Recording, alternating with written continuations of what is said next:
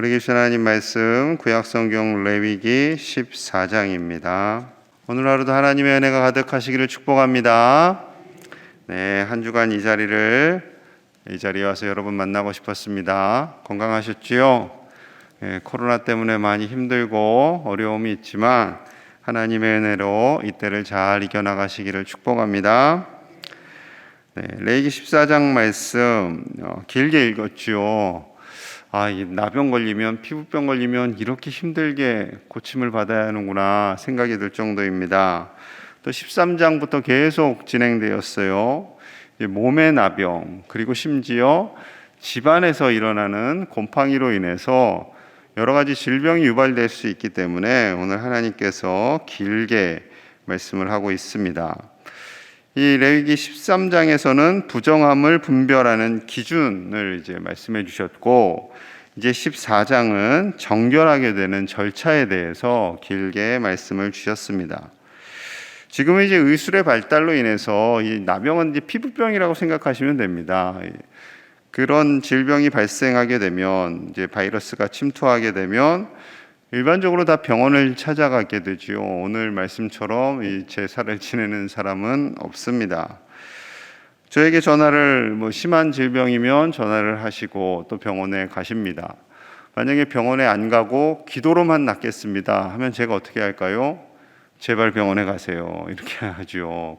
병원에 가셔야 됩니다. 기도와 병원을 함께 하셔야 됩니다. 왜냐하면 병원에 가는 것은 하나님께서 주신 지혜로, 의술로 모든 사람이 혜택을 보는 것이고요.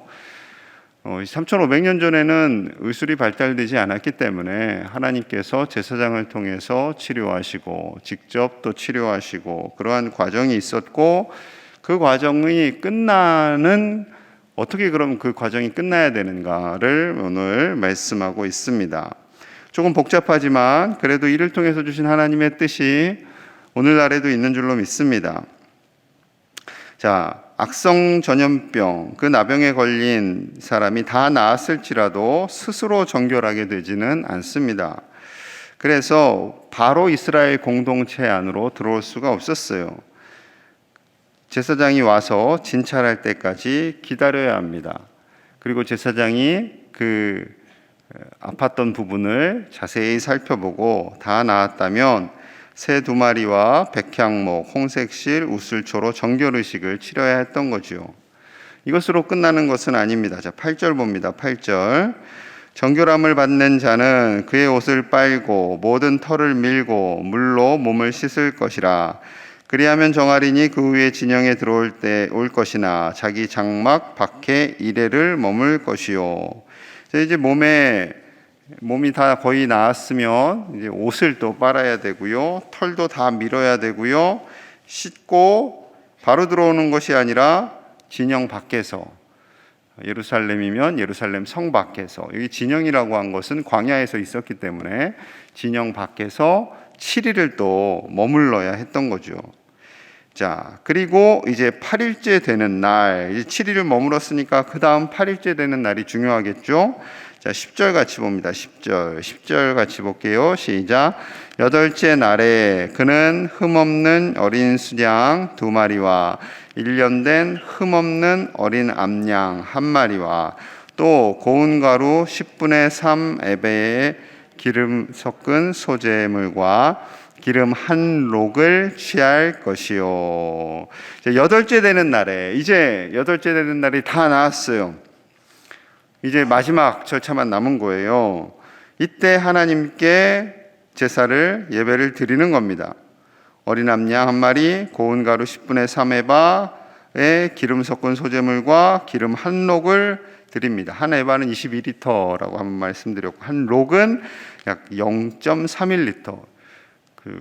한 0.3리터, 300리터 하면 소주병 하나 정도 되나요? 양이 적지는 않죠. 그 정도 되는 이제 기름을 드립니다. 이 제물로 속건제, 속죄제, 번제, 소제를 드려야 되는 거예요. 한번 아프고 나면 깨끗해지는데 시간이 좀 오래 걸립니다. 이 본문을 통해서 주시는 2가지 가르침이 있어요. 첫째는 이제 8째 날의 의미입니다. 8째 날. 이 8째 날이라는 단어가 자주 반복되죠. 자, 이 제사를 드리는 날, 바로 여덟째 날이에요. 나 다 나았다. 이제 깨끗하게 나았다. 하나님이 다 고쳐주셨다를 선포하는 그날, 이 여덟째 날입니다. 근데 이 여덟째 날을 이제 어떤 의미로 봐야 하냐면, 안식 후 첫날이 여덟째 날인 거예요. 안식일까지가 7일이고, 그리고 안식일 다음 날이 바로 여덟째 날. 그래서 초대교회에서 이 여덟째 날을 주님 오신 날로, 주님 부활하신 날로 기념하면서 우리는 예배를 드리고 있는 거죠. 이 여덟째 날을 강조하고 있는 것은요, 이들은 아마 잘 몰랐을 거예요. 왜 하나님께서 일곱째 날까지 우리는 기다렸다가 여덟째 날에 이 예배를 드리고 다 나았다 이렇게 해야 하는가? 자, 레위기 9장 1절과 2절에도 있어요. 들어보세요. 여덟째 날에 모세가 아론과 그의 아들들과 이스라엘 장로들을 불러다가 아론에게 이르되 속죄제를 위하여 흠없는 송아지를 가져오고 번제를 위하여 흠없는 순양을 여호와 앞에 가져다 드리고 여덟째 날에 제사를 드리는 겁니다. 대제사장 아론이 여덟째 날에 예배를 하는 거예요. 그리고 레위기 12장 3절에 여덟째 날에는 그 아이의 포피를 벨 것이요 아이를 낳은 후 여덟째 날인 주일에 할례를 행하라 라고 말씀하고 있는 거죠. 여덟째 날의 개념은요, 이 당시 구약 성경에 있는 사람들 앞에 하나님이 그렇게 하라고 하니까 뜻이 있겠지, 뭔가 있겠지 라고 생각을 하고 있을 그 즈음에 예수님께서 오셔서 여덟째 날의 의미를 정리를 해 주시는 거예요. 그 여덟째 날이 바로 예수님 부활하신 날이고 우리는 그 주일에 예배를 드리고 있습니다. 새 술은 새 부대에 담는 그런 놀라운 은혜가 예수님을 통해서 임하게 되는 거죠. 하나님께서는 이 귀하고 복된 여덟째 날 예수님을 부활하게 하여 주시고 우리를 구원하여 주시고 영원한 소망을 허락하여 주셨습니다. 그래서 예수님 오신 이후에 초대교회는, 모든 기독교 교회는 주일날 예배를 드리고 있습니다. 여러분, 여덟째 날의 기쁨, 우리를 위하여 모든 아픔과 슬픔과 눈물을 다 짊어지신 예수님, 우리의 모든 질병을 다 짊어지신 예수님 덕분에 우리는 영원한 생명을 얻게 되었고요. 그리고 예배하고요, 하나님께 영광을 올려 드립니다. 그 하나님께 거룩한 주일을 지키시는 저와 여러분들 되시기를 축복합니다. 성수주일이 이제 코로나 때문에 더더욱 개념이 이상해졌어요. 그러나 때가 이렇게 혼미할 때에 더욱 하나님을 예배하고 하나님을 사모하고 하나님께 나아가는 몸과 마음이 정결한 예배자들이 다 되시기를 간절히 축복합니다. 자, 두 번째 가르침은 예수님의 보혈과 성령의 기름 부으심이에요. 자, 14절 봅니다. 14절 같이 볼게요. 시작. 제사장은 그 속건 제물의 피를 취하여 정결함을 받을 자의 오른쪽 귓부리와 오른쪽 엄지 손가락과 오른쪽 엄지 발가락에 바를 것이요. 자, 속건 제물의 피를 취해서 그 정결함을 받을 자의 오른쪽 귓부리, 여기죠. 여기에다가 이제 피를 묻히고, 그리고 엄지 손가락, 오른손 엄지 손가락에, 그리고 오른발 엄지 발가락에 바르게 됩니다. 그리고 또 그 위에 덧바를 게 있어요. 자, 17절 볼게요. 17절. 손에 남은 기름은 제사장이 정결함을 받을 자의 오른쪽 귓부리와 오른쪽 엄지손가락과 오른쪽 엄지발가락 곧 속건제물의 피 위에 바를 것이며, 자, 오른쪽 귓부리에 그리고 엄지손가락에 발가락에 그 피를 바른 그 부위에 기름을 다시 바르는 겁니다. 상징적인 거예요. 상징적인 거. 원래는 온몸에 피를 바르고 온몸에 기름을 발라야 되는데 좀 그럴 수는 없으니까 상징적으로 귀와 엄지손가락, 발가락에 발랐다라는 것은 머리에서 발끝까지 다 발랐다는 겁니다. 그래서 주님의 보혈을 덮고, 기름은 성령님을 의미하죠. 예수 그리스도의 십자가의 보혈로 우리를 덮어주시고 성령의 기름 부으심으로 우리를 인쳐주심으로 인해 완전한 정결함을 받은 하나님의 자녀가 되었음을 이 시대에 3500년 전에 그렇게 예표로 보여주시는 거죠. 이스라엘 백성들은 정확한 의미를 잘 몰랐을 거예요. 이 의미가 나중에 후대 예수님 오신 이후에 어떤 의미로 될까 몰랐지만 순종하는 거죠. 그런데 이 의미의 완전한 의미는, 완전하게 완성되는 의미는 예수님의 보혈, 그 보혈이 우리에게 머리끝에서 발끝까지 덮어지고, 그리고 성령님의 기름 부으심이 또한 그렇게 덮어짐으로 인해 우리는 완전한 거룩한 하나님의 자녀로 살아가게 되는 줄로 믿습니다. 여러분, 보혈이 덮어지고 기름 부음을 받았다라는 것은요, 거룩하게 되었다라는, 거룩하게, 이제는 세상 사람들과 구별된 자로 산다, 이제는 죄와 결별해서 산다라는 것을 의미하는 것이죠. 그래서 성도, 거룩한 물이 성도라고 우리는 부르고 있습니다. 성도라는 것은요, 정말 좋은 단어예요.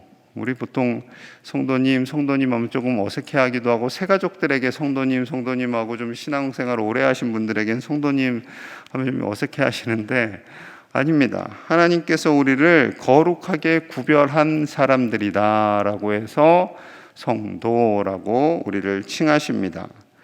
왜 성도라고 칭하실까요? 마태복음 5장 13절에서 14절 말씀 제가 읽겠습니다. 너희는 세상의 소금이니 소금이 만일 그 맛을 잃어버리면 무엇으로 짜게 하리요? 후에는 아무 쓸데없어 다만 박해버려져 사람에게 밟힐 뿐이니라. 너희는 세상의 빛이라. 산 위에 있는 동네가 숨겨지지 못할 것이요. 아멘. 성도인 우리를 세상의 소금이고 세상의 빛이다 라고 말씀합니다. 세상의 소금, 세상의 빛.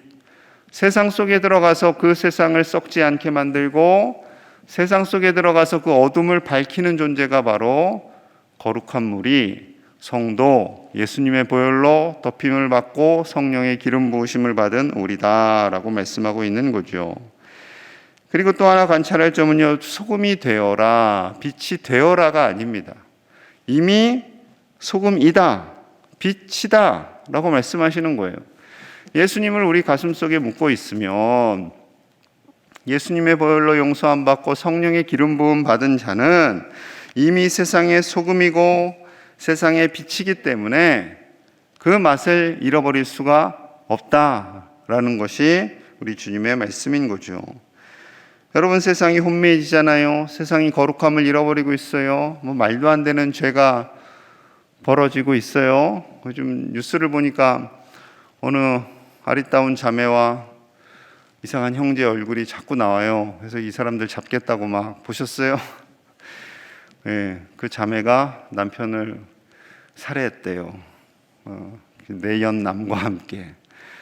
그 자매 얼굴을 계속 보여주니까 좀 짠하기도 하고, 왜 그랬을까 싶기도 하고, 점점 이제 무서운 범죄들이 일어나요. 그래서 이렇게 여리여리하게 생긴 자매도 함부로 믿으면 안 되겠다. 그러면 아들, 딸들이 시집장가 잘 보내셔야 돼요. 그럼 무서운 세상이 되었어요. 점점 그런 세상이 되어갈 때 우리 그리스도인들이 하나님 앞에서 거룩한 빛으로, 거룩한 소금으로 살아가야 할 줄로 믿습니다.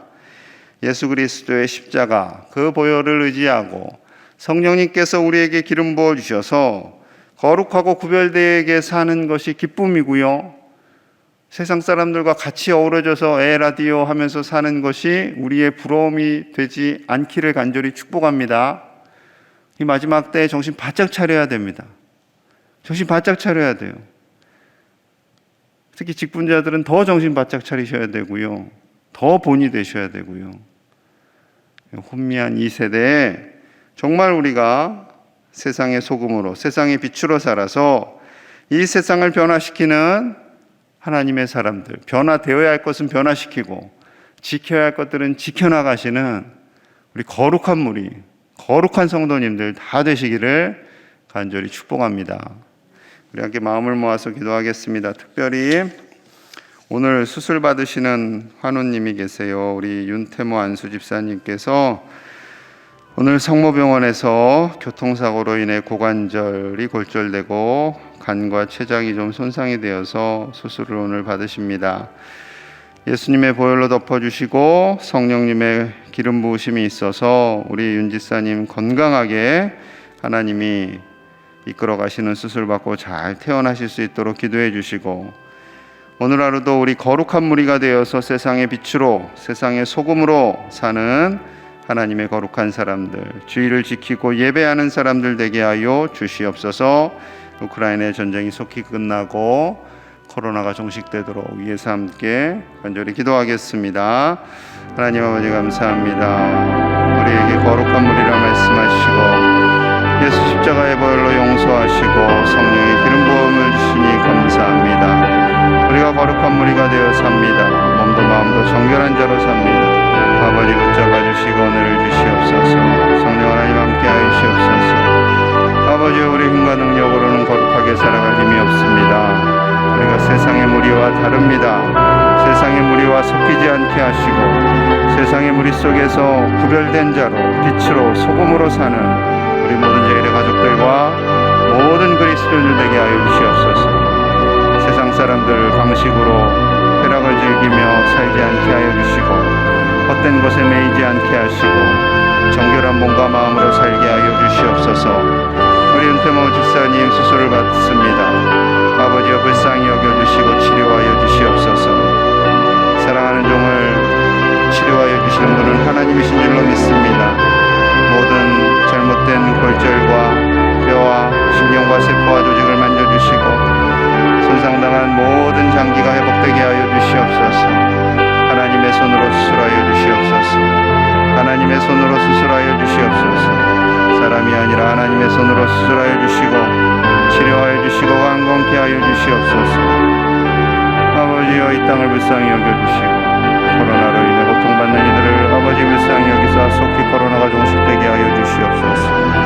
우크라이나 땅의 전쟁이 끝나게 하여 주시옵소서. 아버지여, 우리의 평화를 얻게 하여 주시고 우크라이나를 공격하고 수많은 사람들의 죄를 죽인 저 러시아 백성들과 푸틴의 죄를 아버지여 하나님의 능력으로 심판하여 주시옵소서. 하나님의 벌하여 주시고 하나님께서 다스려 주시고 하나님께서 모든 것 끝나게 하여 주시옵소서. 아버지 도와주시옵소서. 아버지여, 이 땅을 불쌍히 여겨 주시옵소서. 주님 도와주시옵소서. 하나님 감사합니다. 우리를 불러 거룩한 자들로 예수 그리스도의 십자가 보혈과 성령의 기름 부으심을 받은 거룩한 성도로 불러주시니 감사합니다. 우리가 세상의 소금이 되고 빛이 되어 살라 말씀하셨사오니 이미 빛이 되었고 소금이 되었다라고 하셨사오니 맛을 잃어버리지 않게 하시고 그 빛을 꺼뜨리지 않는 하나님의 거룩한 자들로 살게 하여 주시옵소서. 하나님께 최고의 예배를 드리는 일에 목숨을 걸게 하여 주시고 예배하는 자들 되게 하시며 이 세상에 썩어져가는 헛된 것을 추구하는 세상 속에서 거룩하고 정결한 자로 살아가는 하나님의 백성들이 다 되도록 붙잡아 주시옵소서. 윤태모 지사님을 하나님께서 수술하여 주시고 모든 깨어진 뼈와 상한 장기를 신경과 세포와 조직을 하나님 만지사 치료하시고 회복시켜 주시옵소서. 하나님 치료하여 주시옵소서. 불쌍히 여겨 주시옵소서. 우크라이나 땅에 수많은 사람들이 죽어갑니다. 아버지여, 생명을 빼앗는 그 악한 일들이 속히 멎게 하여 주시고 하나님께서 러시아를 하나님의 방식을 따라 심판하시고 아버지여, 속히 전쟁이 그치게 하여 주시옵소서. 코로나가 종식되게 하시고 이 땅의 모든 두려움과 염려와 근심이 떠나가도록 하나님께서 역사하여 주시옵소서. 오늘 하루도 하나님께서 주시는 은혜가 가득하기를 소망합니다. 이 새벽에 나와서 기도하며 말씀을 듣는 모든 이들의 가정에 하나님의 평강과 기쁨이 넘쳐나게 하여 주시옵소서. 예수님 이름 받들어 간절히 축복하며 기도하옵나이다. 아멘.